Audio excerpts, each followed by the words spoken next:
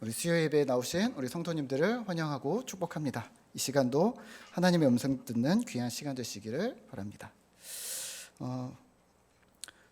신약 성경은 서신서로 이루어져 있습니다. 각 서신서의 배경을 이해하는 것이 매우 중요한데요. 어떤 서신이 어떤 수신자에게 어떤 상황에서 어떤 목적으로 쓰여졌는지를 살펴보는 것만으로 우리가 이 문구 또 문장을 보면서 도대체 왜 바울은 이렇게 얘기했는가, 예수님은 또 왜 이 상황에서 이렇게 말씀을 하셨는가 하면서 그 말씀의 진위를 더 명확하게 파악할 수가 있습니다. 우선은 오늘 우리가 읽을 고린도전서 1장 그리고 고린도전서 전체를 보면 고린도라는 도시에 대해서 좀 이해를 하시면 좋을 것 같습니다. BC 44년 줄리어스 시저에 의해서 로마 식민지로 재건된 도시가 바로 고린도입니다. 그리고 아주 강성하게 번영을 하였습니다. 이 도시의 구조가 정말 특이한데요. 우리나라는 이런 곳이 없는 것 같은데 지형이 어떻게 되어 있냐면 이렇게 되어 있어요. 양쪽으로 이렇게 길어요. 이렇게 길어요. 그래서 양쪽 이렇게 길고 이게 길이 좁아요. 그래서 이쪽에 있는 반도와 이쪽에 있는 그리스 반도를 잇는 역할을 하는 공간이 바로 고린도입니다. 그러니까 육지로는 양쪽을 지나다니는 어떤 길목인 거죠. 길목인데 여기에 뭐가 있냐면 운하가 있어요. 운하가 뭔지 아세요? 고린도 운하라는 말 들어보셨나 모르겠는데요. 이렇게 가르는 선이 있는 거예요. 그래서 여기는 통로인 거예요. 그래서 이 육지의 폭이 얼마나 있냐면 9km 정도라고 합니다. 그리고 이 9km 정도를 물길을 뚫어서 배가 지나도록 한 거죠. 그래서 여기는 통로가 된 거죠. 여기서 이제 어떻게 되냐면 여기서 삥 돌아서 가는 것보다는 이 부분을 뚫어서 지나를 가면 훨씬 빠르고 시간도 절약되고, 그래서 로마와 스페인, 이집트의 물자를 터키, 그리스 동북부 또 소아시아 이쪽 에게해 쪽으로 잇는 역할을 하는 곳이 바로 이 고린도 지역이었습니다. 돌아가는 비용도 절약을 하고 또 시간도 절약하고, 그리고 또 돌아가면서 바다의 폭풍과 같은 위험을 감수하지 않아도 되는 거죠. 당연히 사람들이 다 일로 가겠죠. 다 일로 가는데 사람들이 몰리겠죠. 어떤 발명까지 했냐면 사람들이 엄청 많아지고 배가 엄청 많아지니까 이제 물길로 지나가는 것만 하지 않고 땅에다 길을 뚫어요. 그래서 길을 쫙 깔아가지고 그래서 길에다가 통나무를 놓고 배를 수송을 합니다. 물길로도 보내고 땅길로도 보내고 막 이러면서. 근데 이제 통나무로 보내려면 어떻게 해야 되겠어요? 사람들이 내려야겠죠. 그래서 사람들 내리고 통나무를 이렇게 하면 내린 사람들은 어떻게 해야 되겠어요? 9km인데요. 저희 집이 여기서 6km인데 9km면 조금 더 가거든요. 그 9km를 가는 데까지 기다려야 될 거 아니에요? 그럼 사람들이 하루를 묵기도 하고 며칠 거기서 머물겠죠. 기다리니까 사람들이 모이니까 사람들이 있으니까 상업이 발달을 하겠죠. 그래서 그 당시 고린도는 국제 도시였습니다. 아테네 올림픽의 버금가는 이스트미안 경기가 2년마다 개최되었고요. 그리고 18,000명이 들어갈 수 있는 원형 극장, 그리고 3,000석의 연주장, 그래서 각종 연극과 공연들이 끊이지 않았던 그런 문화적으로도 풍요한 도시였다고 합니다. 또 도시를 내려다보는 높은 언덕들에는 큰 신전들이 있었습니다. 아프로디테 신전, 아폴로 신전 등 이제 그리스 신화의 신들을 섬기는 신전들이 12개나 있었습니다. 되게 좁은 도시인데 12개나 엄청나게 있었다고 합니다.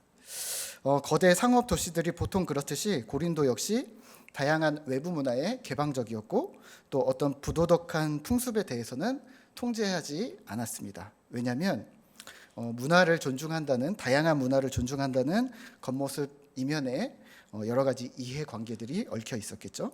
그래서 그 당시에는 특히 고린도는 성적으로 문란하기로 소문난 도시였는데 이런 말까지 만들어졌답니다.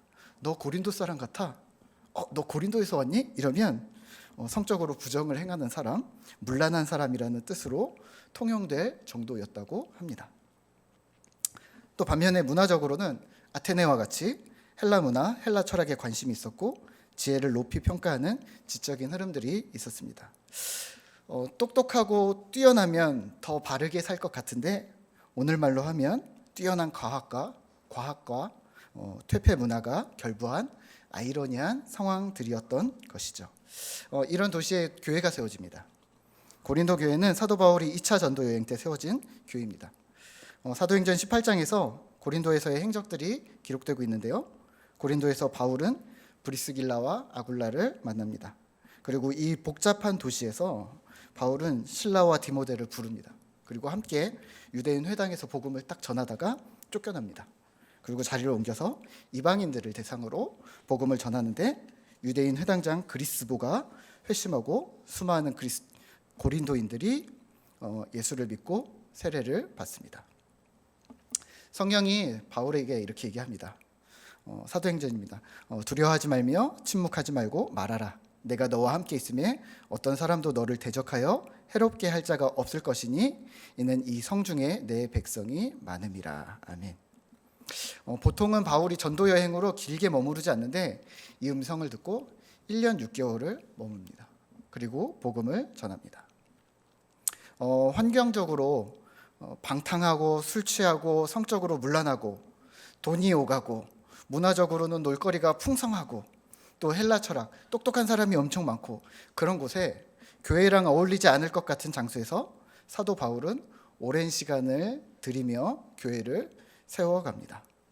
특히 오늘 본문 고린도전서는 고린도 교회를 떠나온 바울에게 고린도 공동체에 어려움이 찾아왔다는 소식이 들렸습니다. 그리고 때마침 고린도 교회에서 이러이러한 문제를 도와주세요라는 편지들이 도착을 했습니다. 그래서 그 질문들에 대한 답으로 써서 보냈던 서신이 바로 오늘 고린도 전서입니다. 그래서 공동체 분열이나 성적 문란, 법정 소송 여러 가지 주제들을 다양하게 다루는 것이 고린도 전서입니다.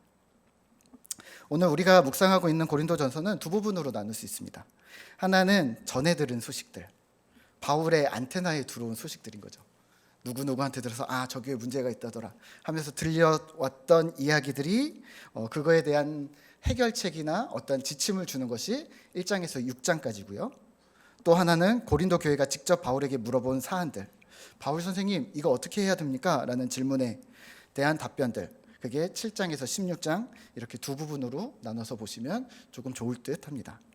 여기서 저는 1장에서 6장을 좀 더 주목해서 보는데요.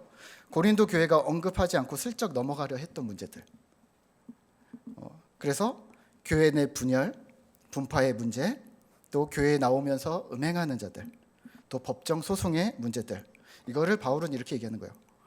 너네들 덮어놓지 마. 너희가 물어본 것들, 결혼을 할까요 말까요, 우상 음식을 먹을까요 말까요, 공적 예배에서 여성들은 어떻게 할까요, 은사는 어떻게 쓸까요, 이런 것도 중요하지만 내가 들은 너희들의 소식, 이건 지나칠 수 없어. 그래서 1장에서 6장까지 긴 지면을 할애하며 전곡을 짚어나갑니다. 오늘 본문 1장 11절입니다. 제가 읽겠습니다. 내 형제들아, 글로의 집 편으로 너희에게 대한 말이 내게 들리니 곧 너희 가운데 분쟁이 있다는 것이라. 고린도 교회에 분열이 있다는 소식을 듣습니다. 12절에서 이렇게 얘기합니다. 나는 바울파야, 나는 아볼로, 나는 게바, 베드로가 수제자지, 나는 그리스도파야. 실제 그리스도파라는 말은 없었고 요즘 말로 하면 이런 거죠. 내가 원조야. 이런 얘기입니다. 우리가 정통이야. 오늘날 우리 교회에서 나는 누구누구 목사님이 좋아, 나는 누구누구 순이 좋아, 누구 편이야, 이런 단순한 차원으로 이해하시지 않으셨으면 좋겠습니다. 그렇게 단순한 일들이 일어나지 않잖아요. 좀 더 생각을 좀 더 확장을 해보죠. 누구 편, 무슨 파, 이걸 왜 말했던 걸까요? 이겁니다. 나는 너랑 달라. 나는 너랑 달라. 뭘 하고 싶었던 걸까요? 선을 긋고 싶었던 겁니다. 너랑 나랑 같은 소속, 같은 레벨이라는 게 나는 자존심이 상해. 정말 바울을 잘 알고 베드로를 잘 알고 아볼로를 잘 알고 그래서 나는 이 사람 편이야, 이 사람 편이야 라고 얘기한 게 아니라 내 취향으로 소속을 정하는 거죠. 나는 그럼 베드로 편하지, 나는 아볼로 똑똑한 거니까 아볼로 편하지. 무슨 말입니까? 나는 너희들이랑 달라. 겉보기에는 지도자로 파당이 나뉜 것 같지만 사실 고린도 교회 안에서 문제가 되는 것은 분열의 흐름이었습니다. 그냥 뭘 하든 다 분열인 거예요. 고린도전서 11장에서 언급한 주의 만찬, 그 당시에는 성찬식만이 아니라 주의 만찬이라고 해서 가져온 음식을 예배를 드리고 함께 나누는 공동 식사까지 행해졌었는데요. 부자들과 뭐 천민들 뭐 이런 것들이 있었겠죠. 부자는 많이 가져왔겠죠. 그리고 많이 먹습니다. 11장 22절에 빈궁한 자들은 뭐 예를 들면 노예나 생업에 종사하는 노동자들 같은 가난한 사람들은 적게 가져오겠죠. 혹은 못 가져오겠죠. 누구는 많이 먹고 누구는 허겁지겁 달려와서 못 나누고, 그러니까 누군가 상처받을 수 있으니까 서로 나눠 먹어, 이런 얘기를 하는 게 아니라 문제의 발단은 부자들이 가난한 자들과 함께 주의 만찬을 나누지 않는 데서 시작합니다. 내 건데 우리 부자들끼리만 모일까? 너랑 나랑 수준이 비슷한데 쟤네들은 아니잖아. 선을 긋기 시작합니다. 분열입니다. 12장에서 14장에서도 표면적으로는 은사를 다루는 것 같은데 실은 공적 예배, 교회를 세우는 것에 대해서 이야기를 합니다. 이런 거죠. 공예배를 이렇게 드리는데 여기서 방언받았다고 벌떡 일어나서 막 방언하는데 저쪽에서 갑자기 일어나더니 자기가 예언받았다고 그러면서 자, 하나님께서 지금 말씀하셨습니다 막 얘기를 하는데 갑자기 여기서는 입신됐다고 빵 넘어져서 막 소리를 지르고, 저쪽에서는 또 방언을 통역한다고 막 하고 막. 예배가 되겠습니까? 안 되겠습니까? 근데 단순히 이 본문을 가지고서 야, 차례를 지켜, 순서대로 해, 질서의 하나님, 이걸 가르치려고 바울이 쓴 걸까요? 아니요. 사랑의 마음으로 배려하고 세워주고 방언을 할 수 있어도 참고 예언할 수 있어서 참고. 왜요? 교회를 세우라. 은사의 유무가 너랑 나랑 선 긋는 기준이 되지 않아야 한다는 말입니다. 다시 말하면 선을 긋지 말라, 분열하지 말라는 얘기입니다. 질문 하나 드릴까요? 왜 이런 분열이 교회 곳곳에서 여러 가지 형태로 나타나게 된 것일까요? 뭐가 문제였을까요? 개개인의 교만, 이기심, 개인의 탓으로 돌려야 하는 걸까요? 아, 그 사람이 문제야, 그 사람이 잘못했지, 아, 저 사람이 문제야, 이런 걸까요?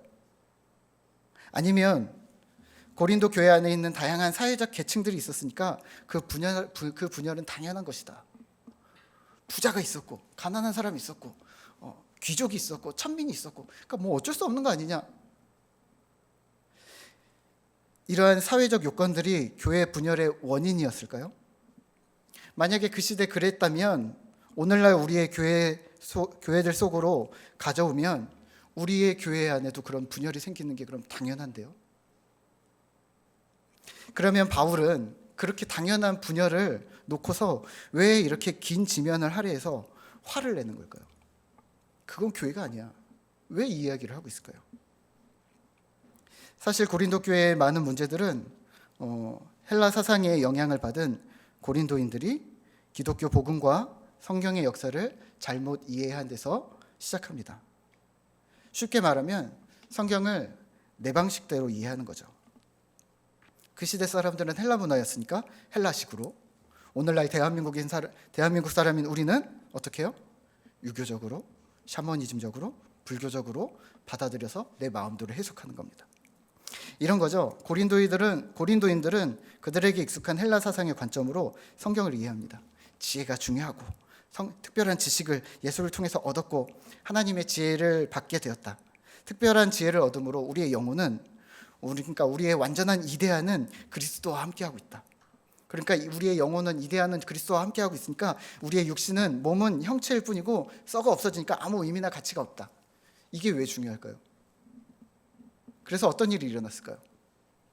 어떤 사람들은 이런 거예요. 육신은 도저히 구제불능이야. 영혼만 구원을 받으면 돼. 그러면서 이렇게 하는 거죠. 아무렴 어때? 어차피 사라질 거. 혹은 육신은 어쩔 수 없어. 그러면서 음행에 몸을 내맡겼다는 겁니다. 교회를 다니면서도 영혼은 구원 받았으니까 육신이 약하니까 내 영혼은 주를 바라지만 내 몸은 어쩔 수 없이 포기하거나 그냥 어쩔 수 없다라는 핑계로. 또 어떤 사람들은 반대로 이렇게 합니다. 금욕과 고행을 실행합니다. 육신은 괴롭혀야 돼. 그래서 몸은 저주받을 거예요. 그래서 몸을 얽어매고 수도를 합니다.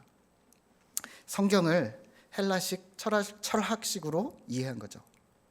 그래서 플라톤이나 아리스토텔레스의 헬라 철학에 기반을 둔 헬라 사상, 또는 우리가 잘 알고 있는 영지주의, 오늘날 수많은 이단들, 구원파나 여호와의 증인이나 그러한 것들과 같은 사상, 같은 맥락을 같이 하고 있습니다. 은사도 헬라 사상으로 이해를 합니다. 성령께서 주신 선물 은사가 마치 천국행 티켓이라고 생각을 합니다. 나 방언하니까 천국 가. 누가 의심해? 무아지경에서 말하는 방언이 현실을 벗어나서 거룩한 세계로 들어간 증표로 간주를 하고, 모든 성도들이 영적으로 구원을 지금 하나님을 만나고 있구나. 모든 성도들이 그런 은사들을 열렬히 추구합니다. 이게 맞을까요? 자기 생각입니다. 본인들의 생각으로 이렇게 해석을 하고 이렇게 논리를 피우는 것이죠. 성경을, 하나님을, 예수 그리스도를, 복음을 내 멋대로 생각하고 묵상하고 짜맞추고 이론을 만들어내서 이런 문제들이, 이런 사단이 생기는 겁니다. 성경이 말하는 복음, 성경에 기록되어진 예수 그리스도를 우리는 왜 하나님의 눈으로 바라보려고 하지 않는 걸까요? 예전에 성경 공부를 하면서 어떤 집사님이 이렇게 물으셨어요. 목사님, 우리는 하나님의 뜻을 알 수 없잖아요. 그럼 어떻게 하면 하나님의 뜻을 알 수 있나요? 이 질문이 어떻게 들리세요? 매우 겸손하고 너무 하나님을 알고 싶어하는 것처럼 들리시나요? 여기에는 함정이 있습니다. 우리는 하나님의 뜻을 알 수 없다. 우리는 하나님의 뜻을 항상 모른다. 과연 그럴까요? 왜 우리는 하나님의 뜻을 알 수 없다고 항상 단정 짓는 걸까요? 성경이 말하는 하나님은, 성경 66권에 있는 성경에 있는 하나님은 좋으신 하나님입니다. 그리고 성경에 기록된 하나님의 뜻은 우리가 좋으신 하나님을 담는 겁니다. 물론 이걸 어려운 말로 해석할 수 있습니다. 어려운 말로 하면 이렇습니다. 하나님을 영화롭게 세상을 충만하게. 또 어려운 말로 하면 이렇습니다. 하나님께 영광 돌리기 위해서 창조, 존재 목적, 창조의 목적대로 우리가 살아가야 한다. 이렇게 말하면 됩니다. 구약에서 수없이 하나님께서 말씀하십니다. 내가 완전한 것 같이 너희도 완전하라. 내가 거룩하니 너희도 거룩하라. 창세기 17장에서 아브라함에게 하나님이 이삭을 주겠다는 약속을 하시면서 첫 마디가 이렇습니다. 나는 전능한 하나님이라. 너는 내 앞에서 행하여 완전하라. 어떻게 인간이 하나님 앞에서 완전합니까? 근데 하나님 부탁입니다. 완전하라. 예수님도 같은 말씀을 하십니다. 마태복음 5장 48절인데요. 그러므로 하늘에 계신 너희 아버지의 온전하신 것 같이 너희도 온전하라. 완전함, 온전함, 무슨 말일까요? 좋으신 하나님을 닮아 그의 백성으로 살아라, 이 말인데요. 지금 앉아 계시면서 무슨 생각을 하셨어요? 어떻게 이해하셨어요? 완벽하게, 퍼펙트 이런 거 생각하신 거 아닙니까? 빈틈없고 일 잘하고 사람에게 칭찬받고 세상에게서도 모냥 빠지지 않고, 네, 지금 우리 생각대로 마음대로 생각한 겁니다. 두 가지 결과가 나오겠죠. 믿음을 자포자기하거나 아니면 잘하고 있다고, 나는 완벽하다고 착각하거나. 여기에 하나님은 어디 있는 걸까요?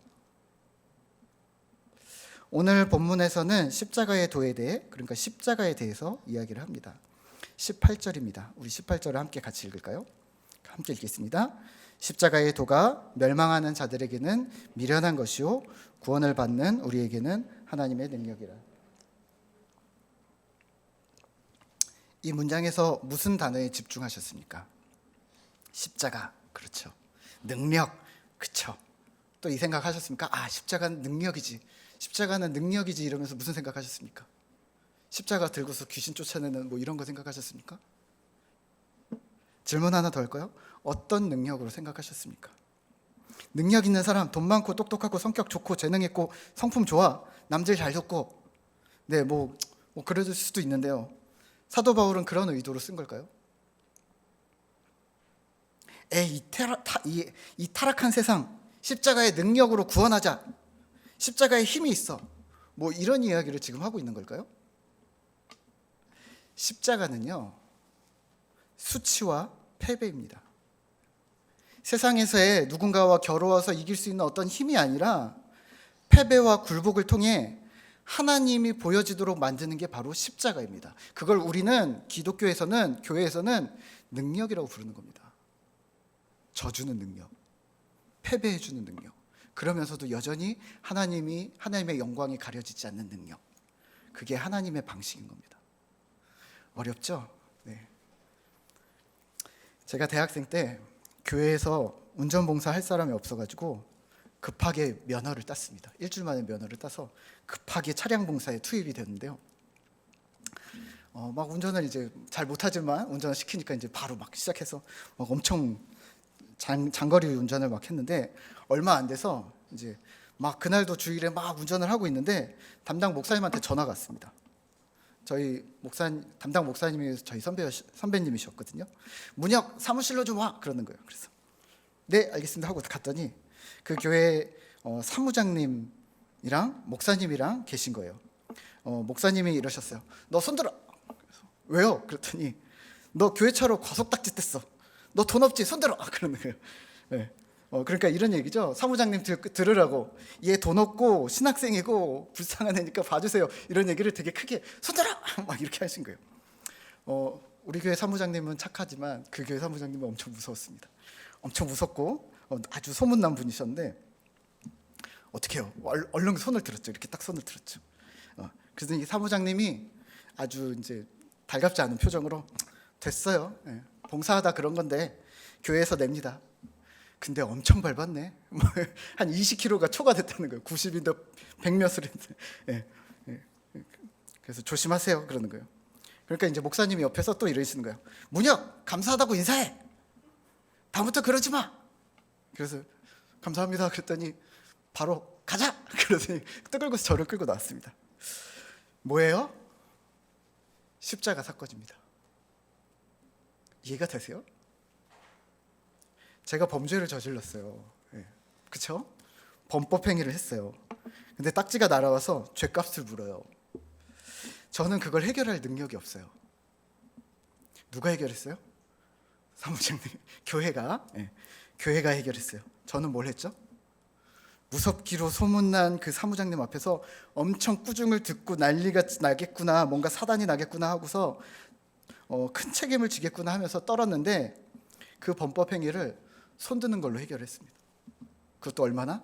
1분도 안 들었어요. 옆에서 목사님이 다 해결했어요. 경찰서에서는 전혀 안 통할 행동으로 구원을 얻었습니다. 경찰서 가서 뭐 10분이 아니라 뭐 1시간, 2시간 뭐 손들고 있는다고 딱지 해결해 줄 줄 아세요? 그렇지 않거든요.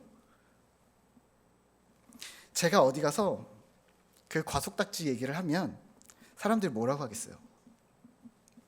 그게 자랑이냐? 네, 자랑 아니에요. 자랑 아닌데 저는 말하고 싶어요. 왜요? 구원을 얻었거든요. 목사님 선배를 통해서 그 큰 구원을 얻었거든요. 심지어는 납부했음 도장 찍힌 그 고지서를 딱 들고 계속 갑오를 이렇게 들고 다니면서 저 이거 해결됐어요, 이 얘기를 하고 싶은 거예요. 그게 뭐예요? 그게 바로 십자가입니다. 수치와 치욕, 아픔의 십자가가 내 구원의 증표가 되었다는 얘기입니다.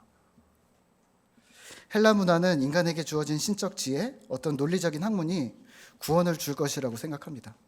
또 반면에 유대인들은 메시아를 기다립니다. 웅장하고 장엄하고 하나님의 능력, 위엄과 같은 어떤 천둥번개가 치고 해가 떨어지고 바다가 갈라지고 그러면서 로마 제국이 무너지고 그래서 천지가 개벽되어지는 큰 기적을 기대합니다.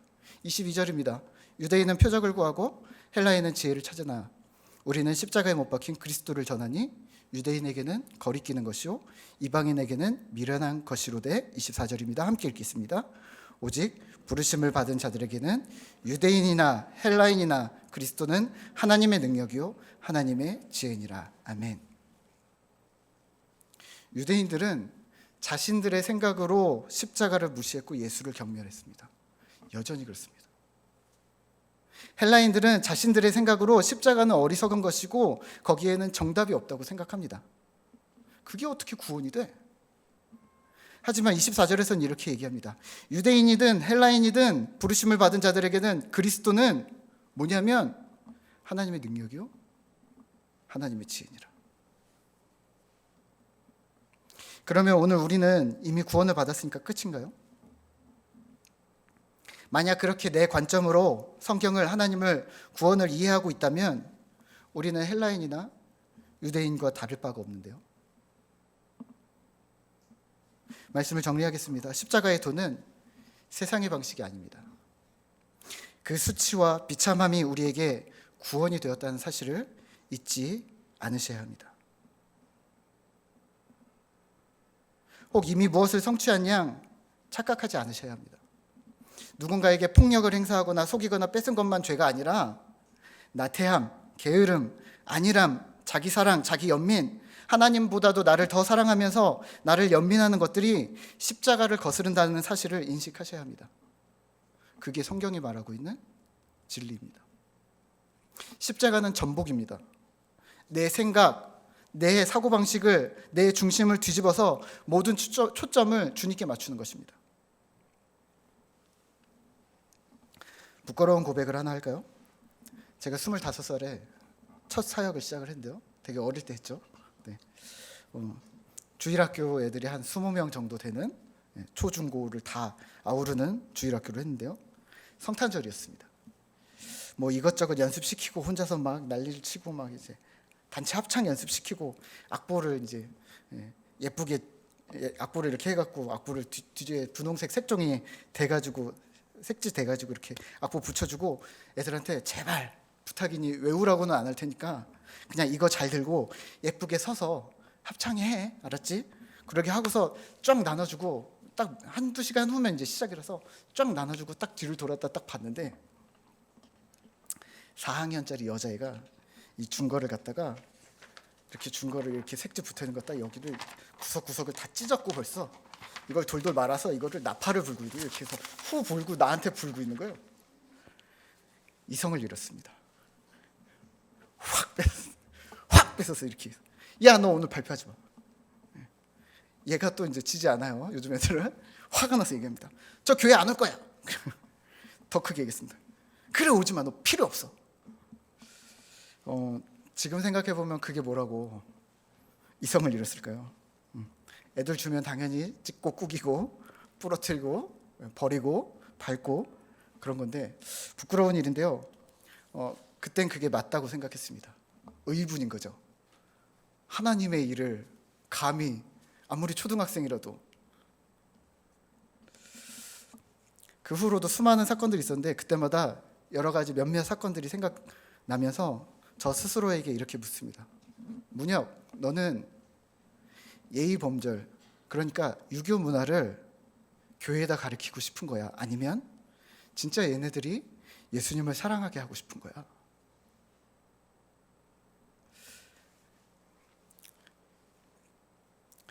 요즘 우리는 코로나라는 전례 없는 상황을 지나면서 수많은 이야기들을 합니다. 온라인으로 예배를 드리는 게 성경적이다. 아니다. 논의도 제대로 못한 상황에서 우선은 급하니까 모일 수 없으니까 온라인으로 예배 드리자.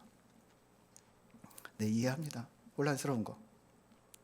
그러면 우리 또 이렇게 생각하시게 된 거죠. 그러면 우리 온라인으로 예배 드릴 때는 이렇게 하자.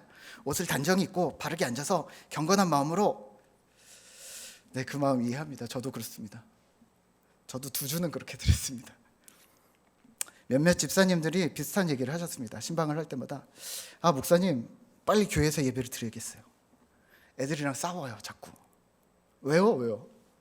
주일에 온라인으로 예배를 드리는데 깨우는 것도 일이고 앉아서 민기적 소파에 앉으니까 또 자세는 바르지 않고 또 설교 시간에 자꾸 핸드폰 보고 딴소리하고 그러니까 또 잔소리하게 되고 애들이랑 또 관계가 서먹서먹해지고.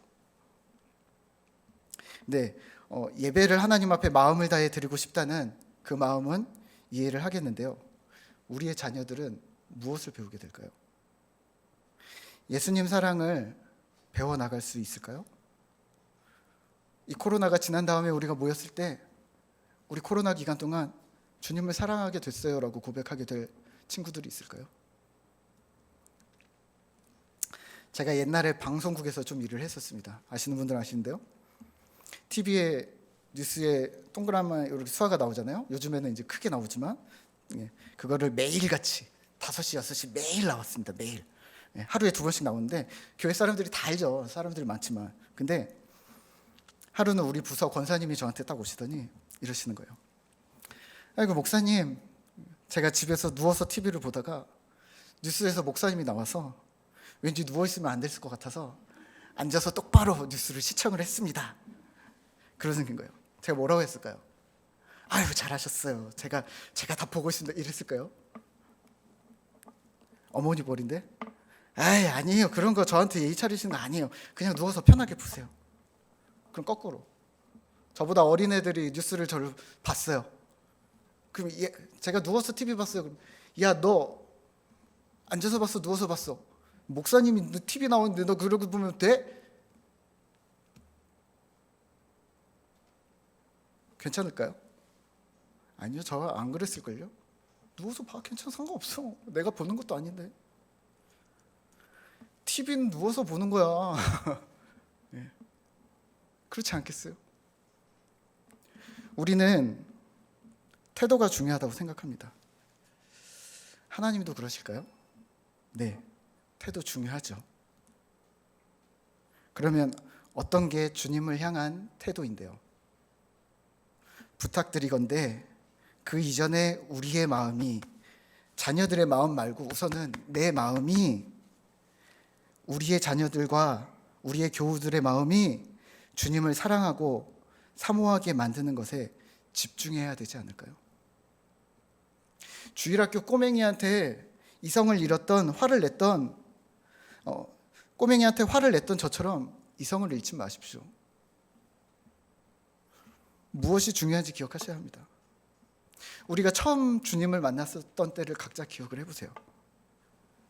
교회 가고 싶고 성경을 읽고 싶고 아침에 1시간씩 학교 가는데 일찍 나와서 교회 잠깐 5분 앉아있는다고 교회를 또 들르고, 학교에서 성경책 어떻게 꺼내볼까 애들한테 놀림받지 않으면서 성경을 읽을 수 없을까 막 눈치를 보다가 슬쩍 꺼내서 읽어보고, 수요일, 금요일, 토요일, 주일, 옛날엔 토요일에도 예배를 드렸어요. 수요일, 금요일, 토요일, 주일 예배가 오기를 막 기다렸던 그 시절을 기억하세요?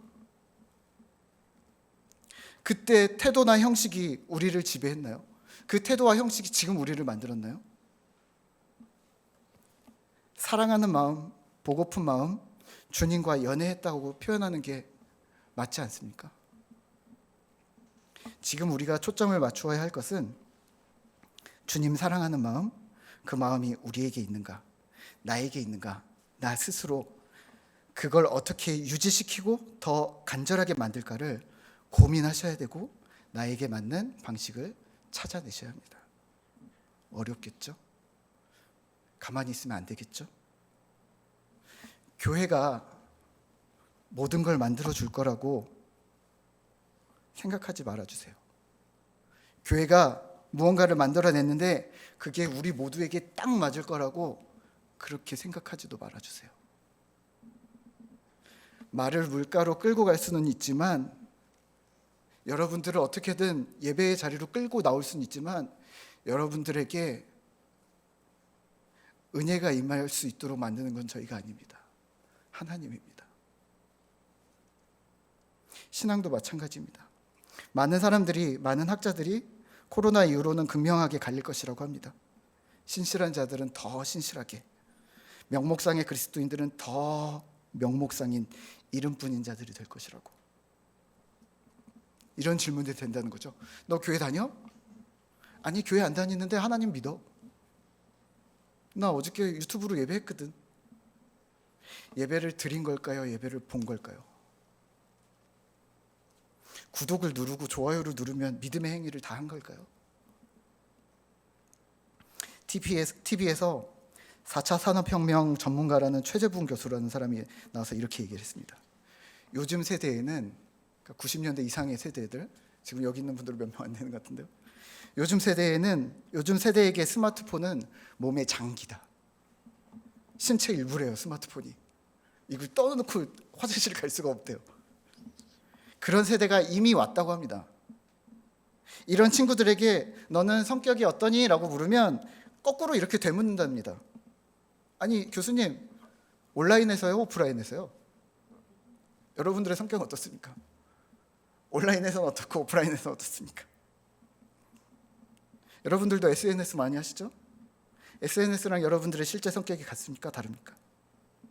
우리는 아직 이 두 가지 세상을 인정을 못하는데, 아니 인정 안 하는데, 이미 젊은 세대는 이 두 가지 세상이 공존한답니다. 그럼 우리는 뭘 해야 될까요? 야, TV 보면 머리 나빠져. TV 보면 TV 보면 눈 나빠져. TV 보면 멍청해져. 생각이 없어져. 언제까지 그 거짓말이 통할 거라고 생각하시나요? 야, 커피 마시면 머리 나빠져. 설명을 해야죠. 이제는 TV를 보다가 네가 해야 될 것을 까먹고 그걸 놓치면 그게 더 큰 손해다, 이런 이야기들을 하셔야지. 그냥 편하게 우리가 배워왔던 대로 아무 얘기나 하실 건가요? 성경적이지도 아닌데요. 존 파이퍼 목사님은 이렇게 얘기를 합니다. 두 가지를 부탁합니다. 코로나를 당면하고 지나가고 있는 기독교인들에게 두 가지를 부탁합니다. 첫 번째, 주님께로 나아오십시오. 우리의 삶이 위축되었다고 지금까지 우리가 의지해왔던 견고한 반석이신 예수님이 코로나 때문에, 우리의 위축 때문에 반석이 아닌 것이 아니란 말입니다. 여전히 하던 대로 주님께 나오십시오. 그리고 더 주의 도우심을 구하십시오. 이렇게 얘기를 합니다. 이런 얘기인 거죠. 하나님은 여전히 세상의 주인이시고 그 주권을 잃지 않으셨고 우리는 통제 불가하다고 생각하지만 여전히 이 모든 상황의 주인은 하나님이신다라는 거. 그럼 우리가 해야 될 것이 무엇일까요? 주님께 나오셔야죠. 옆에 사람 누구 생각하지 말고 우리 먼저 주님 앞에 나오셔야죠. 그 믿음은 여러분 자신의 영혼을 구원할 뿐 아니라 살릴 뿐 아니라 여러분의 가정에도, 이웃에도, 교회 공동체에도 흘러가게 될 것입니다. 지금 이 코로나 시대는 믿음을 버릴 때가 아니라 믿음을 가질 때라는 것입니다. 또 하나는 이렇게 얘기합니다. 사명을 잊지 마라. 믿음을 잃지 마라가 아니라 사명을 잊지 마라. 코로나가 와도 회사를 가고 밥을 먹고 일상을 하는 것처럼 신자도 교회도 해야 할 일을 여전히 해야 한다는 말입니다. 어려운 환경에는 어려운 대로, 평안할 때는 평안한 대로 적절한 방법으로 신자의 사명을 잃지 말아야 한다는 것입니다. 그럼 오늘 우리는 무엇을 해야 될까요? 여전히 주님이 우리와 함께 하심을 잊지 말아 주시죠. 여전히 하나님께서 이 세상의 주관자이심을, 역사하고 계심을 잊지 말아 주시죠. 수치와 부끄러움의 십자가가 아무도 인정하지 않았지만 나한테만큼은 능력이 되었던 것처럼, 구원이 되었던 것처럼, 유대인도 아니라고 헬라인도 아니라고 하고 세상 모든 사람들이 거기에 구원이 없다고 해도 우리는 기억해야 합니다. 하나님이 살아계심을, 하나님의 구원이 아직도 살아있음을. 모든 게 멈추었다고 생각하지만 멈추지 않았음을 우리는 고백해야 합니다. 저는 개인적으로 어려움을 당할 때마다, 또 어려움을 당한 동료들을 볼 때마다, 믿음의 동료들을 볼 때마다 이렇게 기도합니다. 하나님, 이 어려움의 때가 너무 길어지지 않게 도와주십시오. 사람이 감당할 시험밖에는 너에게 당한 일이 없다고 하셨는데, 하나님, 우리의 가정들이, 우리의 교회들이 이 감당치 못하게 되는 그런 일들이 일어나지 않도록 우리를 도우시고 힘주시고 피할 길을 주셔서 다시 주님을 바라볼 수 있도록 주님 도와주십시오. 주님을 다시 바라볼 수 있도록 주님 도와주십시오. 우리 함께 찬양하면서 기도하도록 하겠습니다.